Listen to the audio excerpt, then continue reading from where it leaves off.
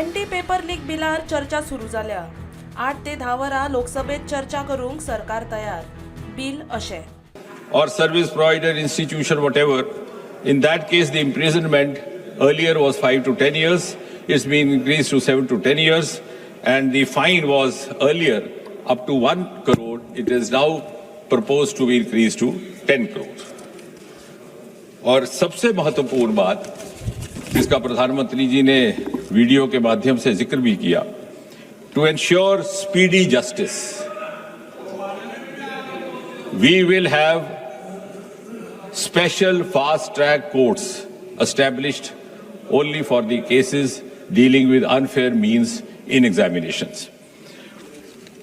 और चाहे वो स्पेशल टास्क फोर्स हो, चाहे वो central agency, because this bill and the earlier bill also entitles the government or the authorizes the government to pass this on to any central agency or to special task force or even when the police RC is conducting. विरोधकांनी आंदोलनात लाठीचार्ज आणि palette gun वापराचो मुद्दो उबारलो. हे विशीं गृहमंत्री अमित शाहान जाप दिवची म्हण विरोधक मागतात. मजगती एनडीए खासदारांनी यूपीए काळात काँग्रेस शासित राज्यात जाल्ल्या 20 पेपर लीक घटनांची वळेरी वाचली.